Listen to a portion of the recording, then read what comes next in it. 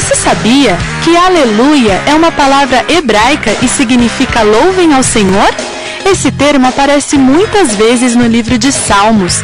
Já no Novo Testamento, aparece somente no de Apocalipse 9, versículo Deus, o Todo-Poderoso. O Temas Bíblicos está de volta. Boa noite para quem ligou a TV agora. Eu estou recebendo aqui nos nossos estúdios o pastor e teólogo Erivaldo de Jesus, que está conversando conosco sobre o Apocalipse. Pastor, o senhor parou no bloco anterior falando sobre os 4 principais números da Bíblia. Eu fiz faculdade de jornalismo, estava um pouco confusa. Vamos conversar de uma pessoa em casa. Porque ela nos traz muitas verdades espirituais e os números possuem significados proféticos, expressivos e importantes na Bíblia. E os 4 números mais importantes, primeiro o número 3. 3 é o número da perfeição divina, porque é o número da Trindade. O segundo número mais importante é o número 7, que é o número da perfeição espiritual. O terceiro número mais importante é o número 10, que é o número da perfeição ordinal, que é o número máximo que se dá ao ser humano. E o quarto número mais importante é o número 12, que é o número da perfeição governamental. É o número do governo de Deus, porque 12 são as tribos de Israel, que compõem o povo eleito do Antigo Testamento. 12 são os apóstolos do Cordeiro, que são os representantes do povo eleito do Novo Testamento. E a gente percebe que Jerusalém também possuía 12 portas, a Nova Jerusalém também 12 portas, e junto às 12 portas, 12 anjos. Jesus fala até em 12 legiões de anjos que ele poderia convocar. Então o número 12 também é muito citado no Apocalipse, mas principalmente o número 7 é o número mais marcante do livro do Apocalipse, pelo fato do Apocalipse ser o livro da revelação final, em que se consuma, para parecer muito, porque com 7 dias ele concluiu os céus e a terra, e também a revelação do Apocalipse para a conclusão do plano de Deus, do programa de Deus para a humanidade, também é 7. Por isso é muito enfatizado o número 7 no Apocalipse. Lembrando que o Apocalipse, ele não é o fim. Na verdade, ele é o começo de novos céus e nova terra. Então, pastor, eu tinha separado até algumas perguntas aqui para a gente fazer, mas eu prefiro que o senhor vá pontuando da forma que o senhor acha melhor para os nossos telespectadores. Vá narrando algumas passagens de Apocalipse, então, para o senhor explicando para a gente, por favor. Olha, por exemplo, quando João teve aquela visão em Apocalipse, capítulo 1, versículo 12, que ele contemplou Jesus no meio dos 7 castiçais de ouro. O castiçal, na verdade, é aquele candelabro, que é um objeto utilizado lá desde o tabernáculo levantado por Moisés no deserto. Deus ordenou que se fabricasse o castiçal, que na verdade ele possui uma haste principal, e dessa haste sai 3 braços para a direita, 3 para a esquerda, e mais o tronco do meio, composto de 7 lâmpadas. Ele era a única peça feita de ouro puro. As demais eram feitas, algumas de madeira de acácia coberta com ouro, mas o castiçal era feito de ouro puro. E essas 7 lâmpadas acesas, que eram alimentadas pelo azeite, servia para quando o sacerdote entrar no tabernáculo para ministrar, pudesse aquele castiçal está iluminando o tabernáculo em todo o tempo. Aí você vai para Mateus, capítulo 5, e o versículo 14, Jesus nos chama de luz do mundo. E depois ele, em João 8,12, também se declara como sendo a luz do mundo.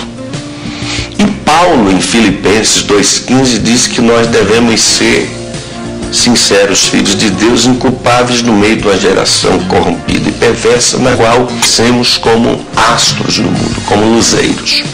Daí o fato de João ver Jesus no meio dos 7 castiçais de ouro, porque cada castiçal daquele representava uma igreja. Porque, na verdade, o Apocalipse, em primeira mão, ele foi interessado às 7 igrejas da Ásia, que são Éfeso, a primeira, a segunda Esmirna, a terceira Pérgamo, a quarta Tiatira, a quinta Sardes, a sexta Filadélfia e a 7ª Laodiceia. E geograficamente, quem estudar o mapa da localização dessas 7 igrejas vai perceber que realmente elas formam uma espécie de um círculo. E Jesus aparecendo ali no meio dos 7 castiçais é no formato geográfico das 7 igrejas da Ásia. Agora, desculpa cortar o senhor, pastor, mas essas 7 igrejas, elas nos representam nos dias de hoje, ou elas serviram, essas cartas endereçadas a essas 7 igrejas, serviram só para essas 7 igrejas, ou essas 7 igrejas e essas cartas têm referência a nós? Olha, sem dúvida alguma, como 7 é o número da totalidade, da perfeição, essas 7 igrejas, elas foram escolhidas porque elas representam a totalidade da igreja do Senhor em todas as épocas. Portanto, contextualizando a mensagem daquelas 7 igrejas para os nossos dias, encontramos nelas características espirituais que têm se repetido ao longo da história da igreja cristã e em nossos dias. Um exemplo para constatar esta verdade. Por exemplo, Éfeso é a igreja que perdeu o primeiro amor. Esmirna, a igreja sofredora. Pérgamo, a igreja mundana. Tiatira, a igreja herética. Sardes, a igreja que só tem nome, que vive e está morta. Filadélfia, a igreja fiel. E Laodiceia, a igreja morta. Vai me dizer que em nossos dias não tem crente que perdeu o primeiro amor. É um crente efesiano. Vai me dizer que não tem crente sofredor, principalmente nos países onde a perseguição cristã ainda não há liberdade para se pregar o evangelho. São os crentes esmirnianos. Pérgamo, uma igreja mundana, uma igreja assim, muito comprometida apenas com o mundanismo. Vai me dizer que não tem igreja assim hoje. Tiatira é uma igreja herética, tolerava hereges no nosso meio. Vai me dizer que não tem crente herege hoje. Está aí muitas seitas. Sardes é a igreja que só tem nome, que vive e está morta. Ou seja, ela estava na UTI espiritual. Vai dizer que hoje não tem crente assim, que está na UTI espiritual. Já Filadélfia, se você for observar, Filadélfia e Esmirna foi a única que Jesus não criticou em nada, não exortou em nada, só elogios, porque realmente era uma igreja fiel. Já Laodiceia era uma igreja morna. É interessante que Filadélfia é a 6ª. Ela fica entre a 5ª Sardes, a igreja morta, e a 7ª Laodiceia, a igreja morna. No meio da igreja morta e da igreja morna, subsiste sempre um remanescente fiel, que é os filadelfianos.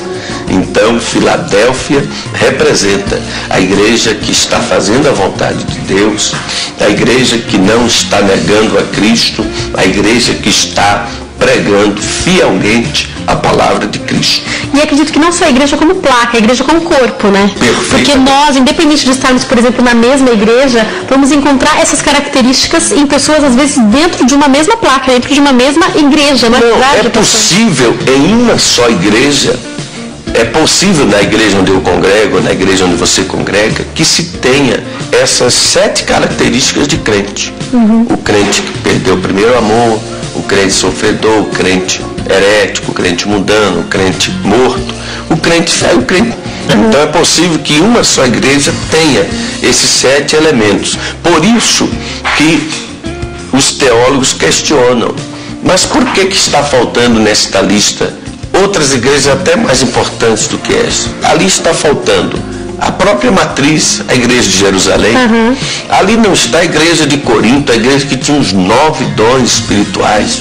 Ali não está a grande igreja de Antioquia, de Tessalônica. Mas por que Jesus escolheu justamente aquelas 7? Porque ele percebeu que naquelas 7 características espirituais que serviriam para ensinar lições para a igreja em todas as épocas. Então, trazendo a contextualização das 7 cartas às igrejas da Ásia, elas servem sim para os nossos dias, estão atualíssimas para os nossos dias. Serve para todos nós, então, né, pastor?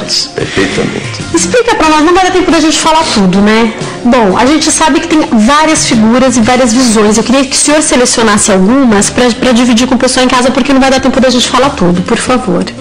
Olha, sem dúvida alguma, uma das visões realmente mais aterradoras para o leitor do Apocalipse, sem dúvida, é a visão do grande trono branco. Esta visão do grande trono branco realmente é o momento em que o tribunal divino será armado. Em algum lugar do universo, onde nós não sabemos, porque na visão do vidente de Pátimos, ele viu que aquele juízo se processava nem no céu e nem na terra, porque a Bíblia diz que não se achou lugar para eles. Sem dúvida alguma, o juízo final ele acontecerá em um momento em que não haverá mais nem a contagem do calendário humano. Eu acredito que ele se processará já no período que já aconteceu uma fusão eterna entre o estado atual e o estado eterno.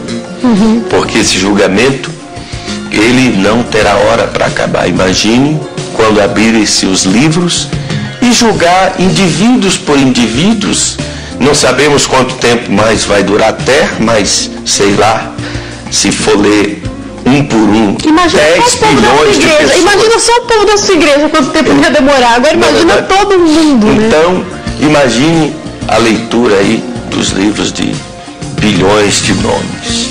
Então, sem dúvida alguma, esta visão é uma visão que todos nós, ao lermos no Apocalipse, devemos sempre fazer uma reflexão de como está a nossa vida com Deus, para que tenhamos a plena certeza que o nosso nome está escrito no livro da vida. Porque, na verdade, eu percebo que, se você for observar a composição de um tribunal humano, quando você assiste até esses julgamentos, com aquele juiz vestido com aquela toga no tribunal, você já cria aquela situação imaginária de que você está diante de alguém que pode ou te condenar ou te absorver. Agora imagine você estar diante do Supremo Juiz do Universo. Imaginou? E um trono armado, o trono é branco, por quê? Porque nele não há lugar para impureza. O branco fala de pureza. Então, pobres humanos, pecadores, diante do tribunal divino. Quando, na verdade, hoje, o juiz, ele se manifesta como advogado. É bom a gente Mas aproveitar, naquele dia, hein? ele será o juiz. É bom a gente aproveitar para se consertar, para fazer tudo de acordo com a palavra, com a vontade de Deus, porque fico imaginando, né, pastor, às vezes a gente conversa aí, evangelizando principalmente os jovens, a gente ouve, não, eu tenho a minha vida inteira pela frente. Deixa, que a vida inteira aqui dura o quê? 80, 90, 100 anos? Imagina a vida inteira para sempre. É isso que a gente decide com as nossas atitudes, aonde a gente vai viver a nossa vida inteira, o que é para sempre, não é verdade, o que é eterno. Perfeitamente. Muito sério, né? Isso é muito sério porque ninguém vai escapar disso. Na verdade, a Bíblia diz que todos hão de comparecer um dia diante do trono branco. E nós que servimos a Deus, nós que já aceitamos a Jesus como Salvador, de acordo com a Bíblia, nós não estaremos ali sendo julgados. Os salvos vão comparecer não diante do tribunal, confundir. Mas peraí, vamos lá. Como é que vai ser o fim do mundo? O que dá pra gente compreender baseado no que Apocalipse e até outros livros relatam pra gente, para o pessoal em casa poder entender. Faz uma síntese para nós.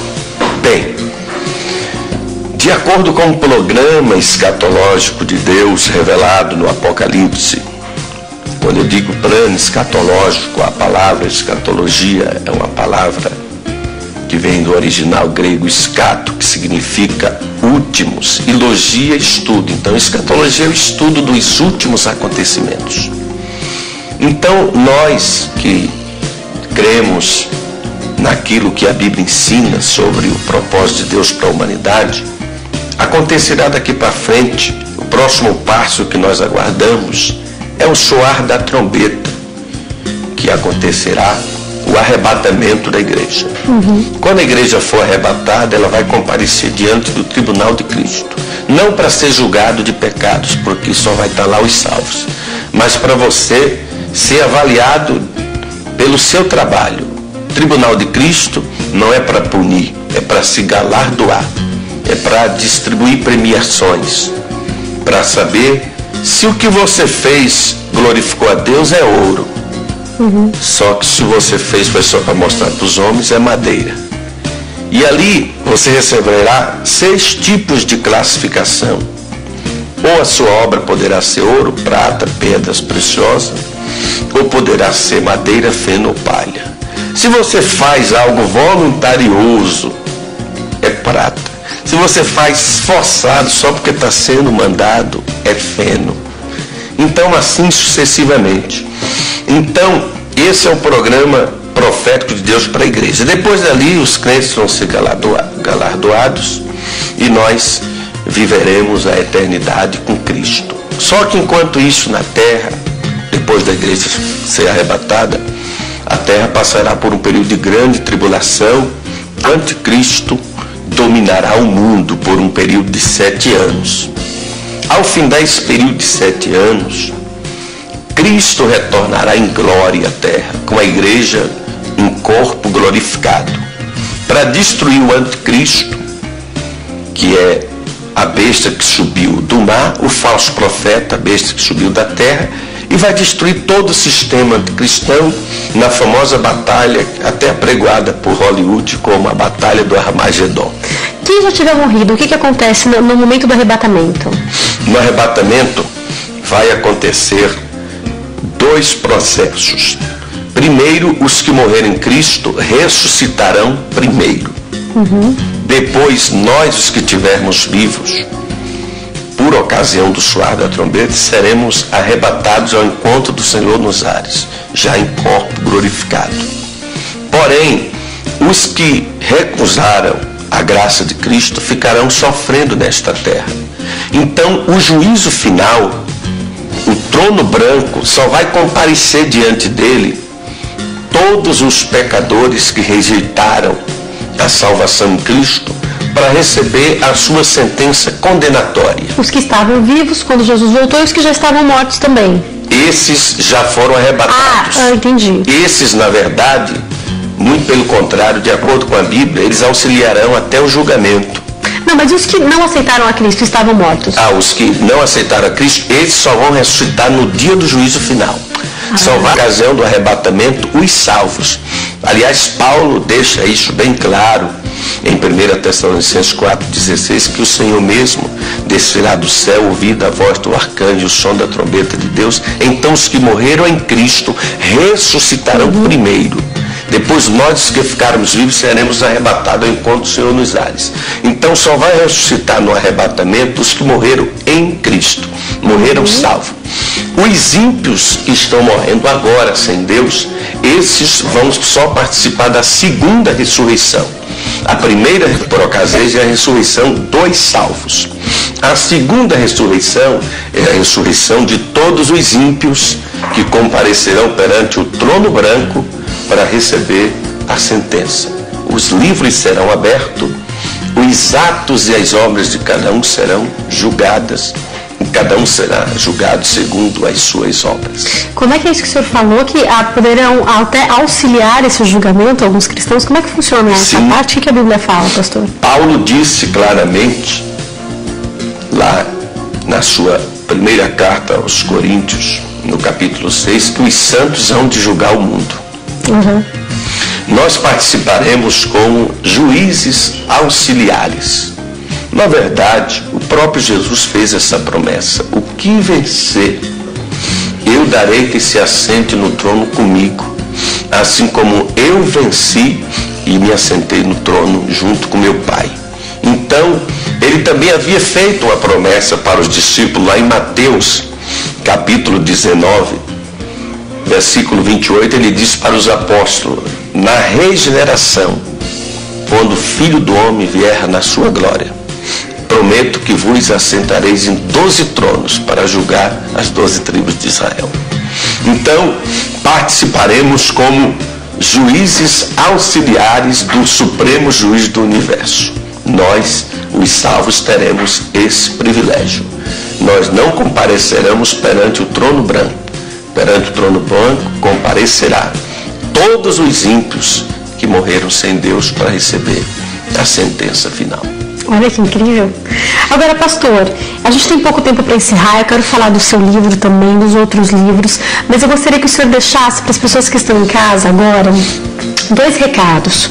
O primeiro é qual o cuidado que nós temos que ter para não acreditar em falsas revelações do Apocalipse. Porque às vezes, até de boa fé, alguém tenta interpretar e fala coisa que não tem nada a ver com o que a Bíblia fala. E eu gostaria que o senhor deixasse também um recado final sobre qual é a grande lição que nós devemos tirar hoje do que o senhor trouxe aqui para nós sobre o livro de Apocalipse, por favor. Foi muito importante esta colocação que a Jaqueline fez, porque devido ao Apocalipse ter um conteúdo muito enigmático, então existem variadas escolas de interpretação do Apocalipse. E muitos até se aproveitam até dos números que nele ali estão e marcam data da volta de Jesus. Olha, não acredite nessas interpretações forçadas que alguém dá do Apocalipse, porque o próprio Jesus disse que aquele dia e hora ninguém sabe. Foi reservado pela exclusiva autoridade do Pai.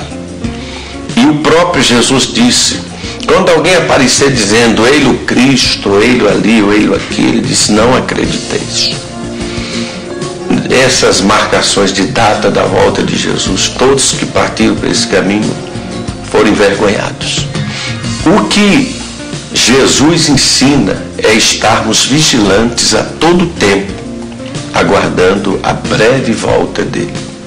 E o Apocalipse entra nesse momento com uma importância tão grande, porque é um livro que leva o leitor a se confrontar a si mesmo. Porque Jesus conclui o Apocalipse dizendo assim, ó, quem é sujo, suje-se ainda. Quem é injusto, faça injustiça ainda. Mas quem é puro, purifique-se ainda. E quem é santo, santifique-se ainda. E quem é justo, faça justiça ainda. Então ele está dizendo o seguinte, ó meu amigo, ele não aceita meio termo. Ou você é quente ou é frio de uma vez, né? Ele não aceita morno. Então o Apocalipse leva você a tomar uma posição entre Cristo e o anticristo, entre Deus e o diabo. Mas o que mais nos conforta no Apocalipse, que é a revelação final da batalha entre o bem e o mal. E como um filme que sempre termina com a seguinte frase, todos foram felizes para sempre, assim termina o Apocalipse. Porque o Apocalipse termina Deus estabelecendo novos céus e nova terra, nos quais habita a justiça, onde já não haverá mais morte, não haverá mais dor, nem pranto, nem tristeza, aonde viveremos felizes para sempre. Portanto, pense muito bem nisto. Eu tenho um minutinho para encerrar. Eu gostaria que o senhor falasse dos livros. Esse livro, para quem quiser aprender mais também sobre os últimos acontecimentos, esse livro fala bastante, é Escatologia Bíblica, é isso? Perfeitamente. Este livro aqui, que é Escatologia Bíblica, um tratado sobre o fim do mundo, ele traz justamente uma revelação importante sobre o significado profético dos 7 selos do Apocalipse, das 7 trombetas, das 7 taças da ira de Deus e um estudo mais detalhado sobre o juízo final. Naturalmente que não deu para a gente poder esclarecer melhor, porque o tempo é escasso. Muito, mas adquirindo esse livro aqui, você terá um conhecimento mais amplo. Eu escrevi através do meu site, www.erivaldodejesus.com.br.